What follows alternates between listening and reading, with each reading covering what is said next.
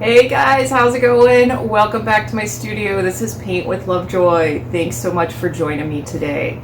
If this is your first time here, please hit the subscribe button and check out my other videos on the channel. If this is your third or fourth video that you've checked out, thanks so much for your support, and I'm really glad you're getting creative at home.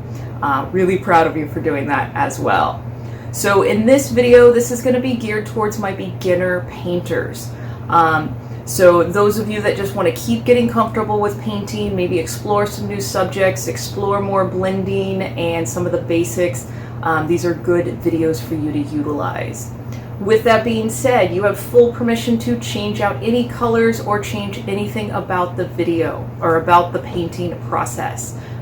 That's the great part about creativity. You get to kind of make it your own. So what you're going to see in the description box below is what I call a link to a supply kit. And in that supply kit are the basic supplies that you need to paint at home. So use what you have at home, but if you need to grab some new stuff or you like what I'm using in the video, you can use that link just kind of as a guide for what you'll get there. Another thing that you're going to see is something that I call a traceable, and there's a link in the description box below for that as well. And a traceable is a way for my first time and beginner painters to get the initial composition on the canvas before you even start painting. And there is also going to be a link for a video on how to transfer your traceable. So check out both of those and get your initial composition on the canvas and then jump into the process of painting. When you're ready to kind of take your skills to the next level, check out my online school, paintwithlovejoy.com. And I've got a few advanced beginner, some intermediate classes on there, and my signature Paint Your Pet class is on there, as well as my intro to palette knife scraping. Both you will learn a lot, and you'll learn some core foundational art skills in both of those courses. So please keep evolving your skills, keep painting, keep getting creative. Try to find a monthly outlet for yourself. I recommend that for everyone. All right, so I think that's enough talking right now. Let's go ahead and jump into the process of painting.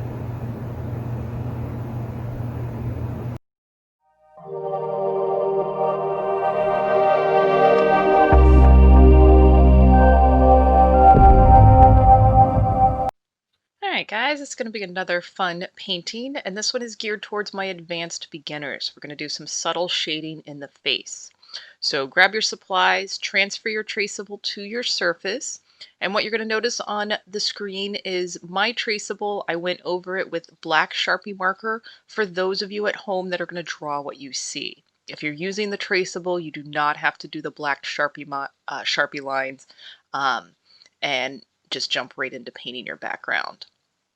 You can also change the color of your background if you want. We are starting with purple here. I demonstrated a few different brush strokes to try, but if you want to do a different color background, go right ahead. We are going to be filling this space in, and then we'll be putting some black on top of it because the original Vermeer painting was a very, very dark background. Now I am using student grade paint, and I generally recommend that you apply your paint thicker. Even as I'm applying it here, you can see some places where it's a little thinner and more transparent, and some places where it's a little more opaque and thicker paint. We will be doing a second coat of this color when we're done with painting the figure. So it's going to get 2 layers on here. And if you're using student grade paint, that's one of your options. You can apply it thicker, and you can also apply multiple coats on it. So adjust what you need to for the tools you may be using. Now, if you're holding your breath while you're painting, relax, take a big inhale. I'm really proud of you for painting and continuing to push and hone in your skills. So I am using that middle flat brush, but if you need to get to use the pointy brush as you come around the face for a little bit more control, go right ahead and do that. Now, should you have some of your paint overlap in the face, because it is going to be such a light color, you can see where I'm using the large brush with a little bit of water on it and kind of removing any of the paint that I put on the face. And that's just going to help as we get into painting the face and you don't have to put the light color on top of a darker color. So just a little bit of, I guess, kind of painting housekeeping and keeping everything in order. So now we've filled up that space. The background is wet. Now we're gonna grab some of the black, and you can see where I just literally slap it right on there.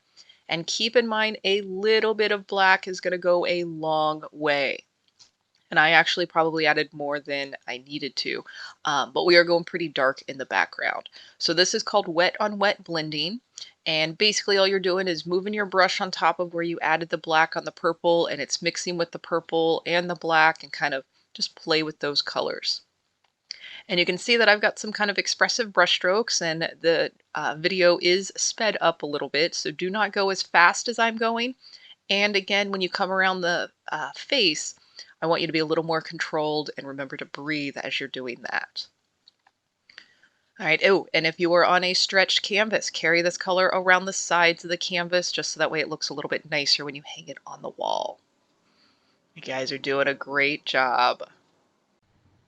So you do want to do everything that you want to your background while it's still wet. And if you want, you can go back and grab more of that purple and slap it on there, more of the black, or if you switched colors, just add more so you've got a little bit better coverage. But like I said, do everything that you want while the paint is wet. And then we're going to move into painting the face. So we're going to get into smaller and more controlled brush strokes and blending as we do that. All right, so good place to pause the video, take your progress photo, and if you want, you can let this dry or you can jump right into the next round of painting. Now we're going to start with the skin tone color, and like I said, we're going to basically lay a base on here, and then we're going to do some blending in with this. So I am using the middle flat brush, that skin tone color, we're pulling some white aside and a tiny amount of raw sienna. I am following the Vermeer painting, so I do recommend that you pull up the original, even while you're following the simplified version on this video. And as you are watching the video or even looking at the original, you are just strengthening your power of observation. And this gets better and easier the more that you paint. So we're going over the full face. I am going right over some of those traceable lines. And again, I'm applying the paint kind of thick because I want it to be nice and wet so we can do some of the blending and the contouring on the face. So we're covering up the whole area, going over the nose lines. I'm not going over the mouth or the eyes. And we will be putting this on the neck and that ear that is showing. And if you have to mix your skin tone color once or twice or a couple of times, don't stress about the exact same shade. Your brain is actually learning a lot each time that you mix the color. And as we're applying the paint, you kind of saw that I had the brush at a bit of an angle. That helps with the applying as well. So now I move to the pointy brush, and we're taking that raw sienna we were just using and adding a tiny amount of black to it. So we're going for a grayish light raw sienna.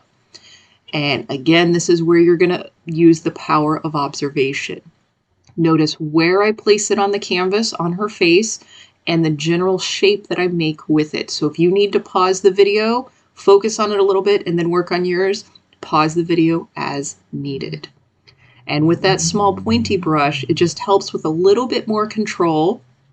And we're making small little dots or dash marks as you're doing the blending, but this is a lot more controlled brushwork than in some of my first time and beginner painter videos.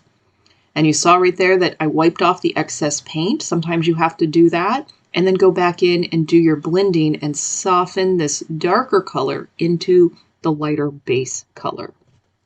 So again, if you need to wipe off excess paint to do some of that blending, go right ahead. This is where I want you to trust your instincts.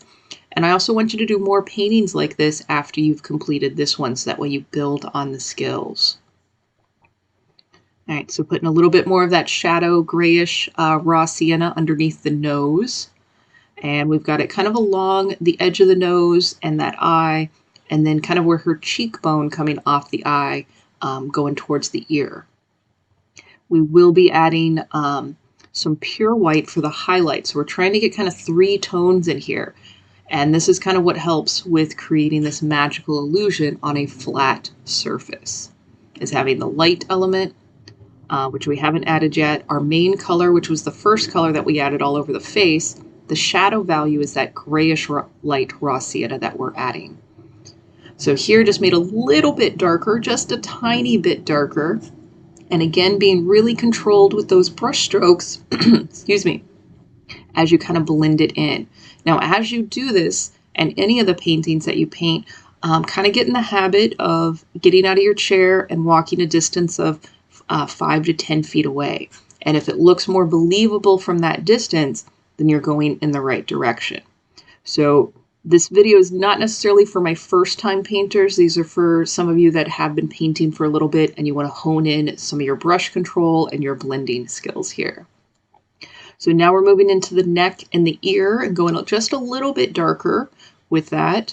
And if you need to, because I think my paint was starting to dry, you can go back and make that skin tone color and then apply it on top of that grayish color for some blending. It's kind of like a back and forth. There's not an exact method, especially as you're beginning to learn some of your blending, but you're going to find your groove. So again, trust your instincts as you do this. And if you want to finger paint, go right ahead. So now we're going to clean the brush really good and go into that white paint, where basically these are the highlight values, and a little bit of white, or actually a little bit of white doesn't go as far as the dark shades. So you might want to be a little extra generous with the amount of white paint that you're mixing into the base. So we're going on that opposite side of the nose and the forehead, putting the white, and it is mixing with that base creamy skin tone color. And then we're going on that left-hand side of the cheek next to the background. And again, this is part of having that light shade next to a dark shade is what creates this magical illusion of depth on a flat surface. So be kind to yourself. If this is your first face or portrait that you have painted, it gets easier and more comfortable with more practice. So now we're going to do the lips, and that's going to be a light pink, white with a tiny amount of red. And then again, small, tight space, we're going to be using just kind of the tip of the brush. And if you don't want that bright pink, you can add a little bit of that raw sienna. That kind of gives it a bit more of an earthy pink. And that's what was the second color that I added to the mixture. And again, we're just going right over those lips, just like lipstick. Then we're going to grab a little bit of the darker red and place it kind of at the back of the lips and blend that into it. So as you're working in these tiny spaces with that pointy brush, using just the tip of the brush and little overlapping dots will help with your blending. And if you find that your brush is shaky, that means you're holding your breath. So if you exhale as you touch the brush to the canvas, that's going to make it a little bit easier for you. And again, if you are looking at the original Vermeer painting, feel free to add anything I did not add. I did simplify this a lot for my audience. But if you're observing more in the original and you want to give it a try on your painting, by all means, go right ahead and do that. So as I'm working on the lips, again, you saw that I was holding the brush in a couple of different angles. If you need to turn the canvas sideways or upside down, do what you need to while you're working at home. So now we're going up to the eyes, and I'm actually just taking that pure white, filling in the whites of the eyes around the eye color and the pupil just to get something on the canvas. Now we're going to make a light blue for her eyes.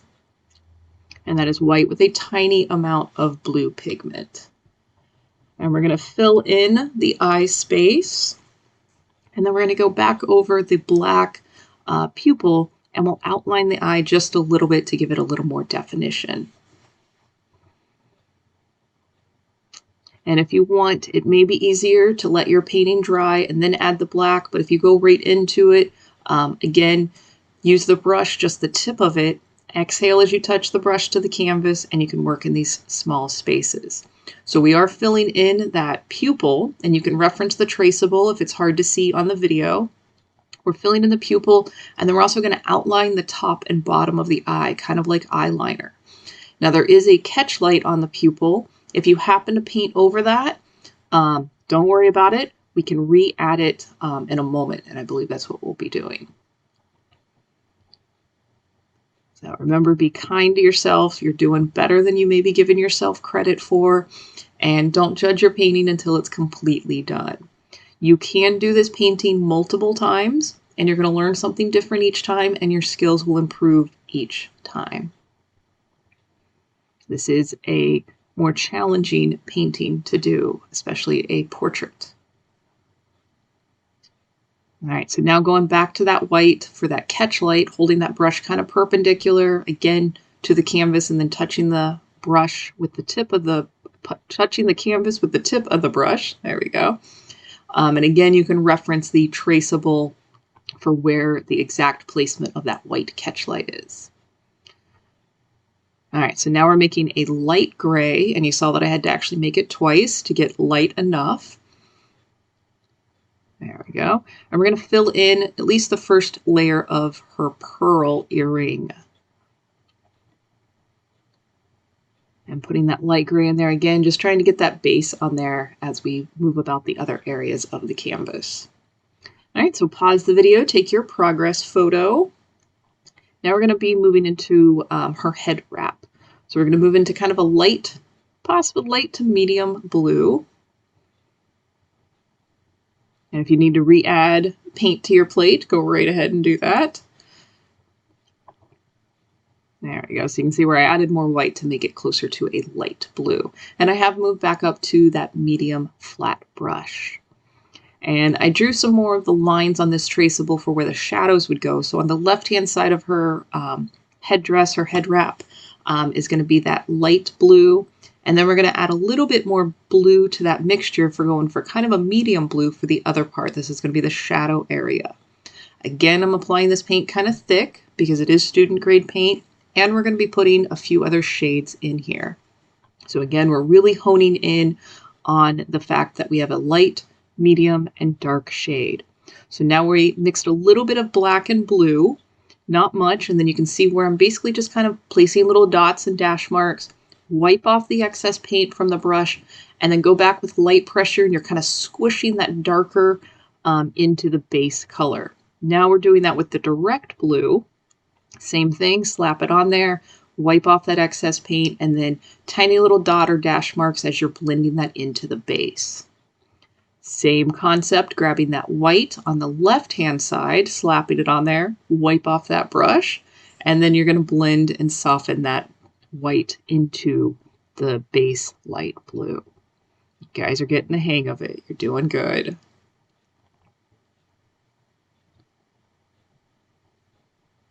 All right, so going back to the blue and the black a little bit more and filling in that area that is kind of behind her neck. This would be a shadow area. Again, you're just kind of observing the shape, the place of where we're filling this up.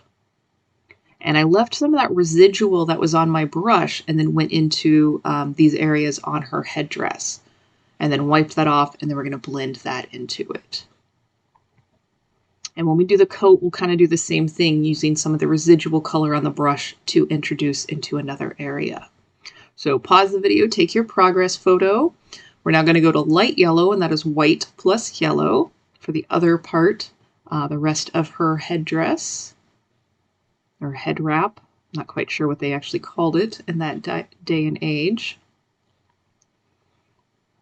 And again, we're building on all the skills that we started when we were working on the background. We're laying a base color, then we're going to put a lighter and then darker shade into this and mix it while it's wet. So this is great practice for my beginners as you keep stepping up your skills. All right, so added a little bit of that raw sienna to the yellow for our darker shadow. Again, just observe the general place of where I put it and mimic that to your best ability. And here I grabbed just a touch of black, not a whole lot on the brush. Same thing, slapped it on there. We're going to wipe the brush off and even clean it. And then we're going to kind of soften that color. I am using light pressure. And again, as you're doing this, remember to step away from your canvas, see what it looks like from that distance, and if you need to adjust anything when you go back to your canvas. Art is not about being perfect, but just improving your skills each time that you paint. So we did take that white, filled in the base of the headdress and some in the yellow area with the smaller brush. And we're going to go back with a light blue to give some shading into the white area that we just applied. So there we go, using some of that leftover blue that was already mixed on the plate. Placing it in right on top of where we put the white, wipe that brush off, and then short choppy little brush strokes as you blend that light blue into the white. And then moving right along, putting the white collar on, putting the base on, and then we're going to use a little bit of light gray to put a little bit of shadow in there. Hopefully you guys are starting to kind of get the hang of it. And I still had some of that light gray on my plate, so utilizing what was already there. But if you have to mix it again, that is totally okay. All right, good place to pause the video, take your progress photo. We're going to jump right over to that raw sienna. Using it directly, we're going to start filling in the jacket, just in a few spots. And then it's a little bit warmer on the front part of the jacket, so the yellow and raw sienna mixture is going to be a better mixture for this. And again, student grade paint here. It is transparent, so you can see some of those black Sharpie lines through it. Just part of the deal with student grade paint. We will be putting a second coat on the jacket. And as you can see where I'm overlapping the raw sienna with that mixture, it blended a little bit. And then now we're using just a little bit of black. Notice that I only put a little bit on the edge, and I'm kind of tapping this into that wet paint. And you'll notice that as it taps into it, it diffuses the black a little bit, gives a bit of shading, and picks up some of that base color there. Another good thing to just kind of practice with these subtle changes and subtle hues as we paint this. Now grabbing the direct black, but same thing, kind of placed it on there, that darkest spot, and then using that stippling method, the little dots, allowing the colors underneath to pick up and mix in with the black. Now, you're doing a great job. You're learning a lot right now. Remember to breathe. And remember to tell yourself you're doing a good job. We need to be more positive to ourselves as we are going through stuff, as we step out of our comfort zone and try new things.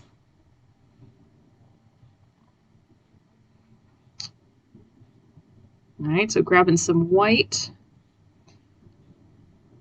going back to the pearl, kind of putting a highlight on there, and I think that gray paint underneath was a little bit drier, and then grabbing some black, we're going to outline very lightly with black, and then put a little bit of a shadow.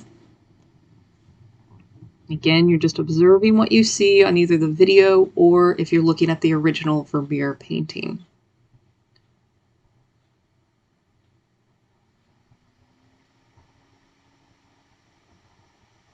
All right, and a good place to pause the video before you move into your background, and that's going to be our second layer on here. And it's basically a mixture of purple and black. You can do whatever you want to your liking.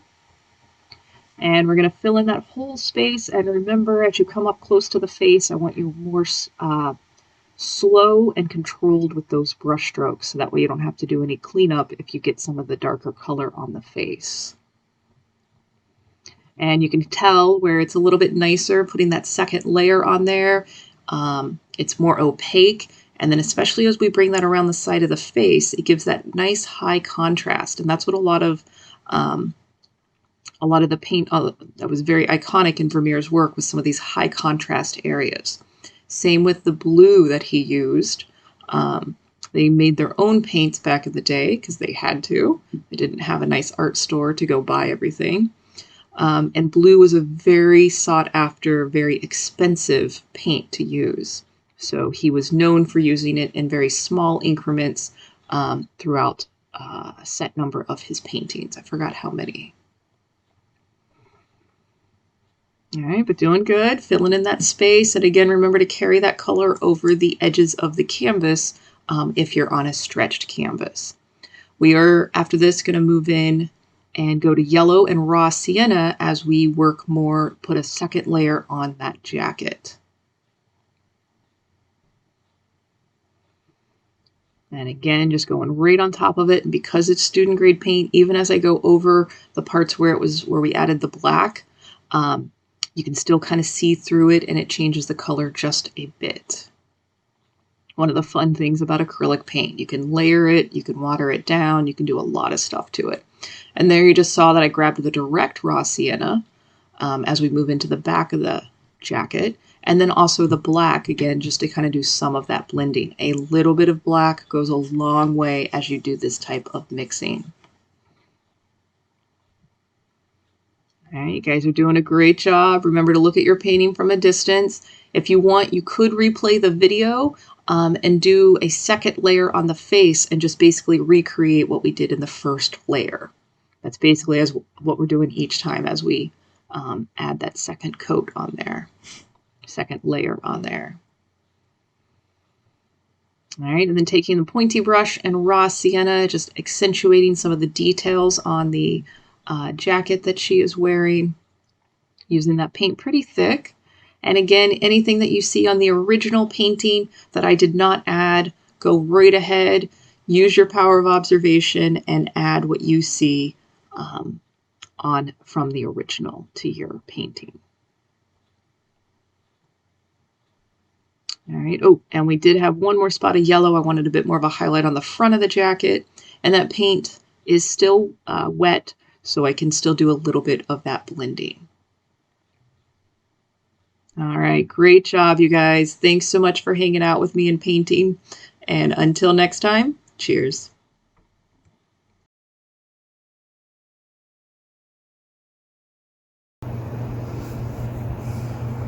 Hey guys, I hope you enjoyed the process of painting and I hope you really like how your paintings turned out. I'm really proud of you for going through the process. As you're uploading these to social media, please tag me at or hashtag paintwithlovejoy and definitely email me your photos, paintwithlovejoy@gmail.com. Share this with your community. When I post your photos on social media, it encourages so many other people that are scared to paint. It encourages them to give it a try. So you are really important in helping other people tap into their own creativity. So please share with your community. With that being said, again, when you want to take your skills to the next level, check out my online school, paintwithlovejoy.com, and check out that Paint Your Pet course. Because when you paint something that you love, you learn more, you put a little more energy into it, and you're pretty much pleased with the results. So give that a try. So I'm really grateful that you took time out of your day to hang out with me and get creative. Don't wait too long to do your next painting, and I look forward to painting with you in the future. Cheers.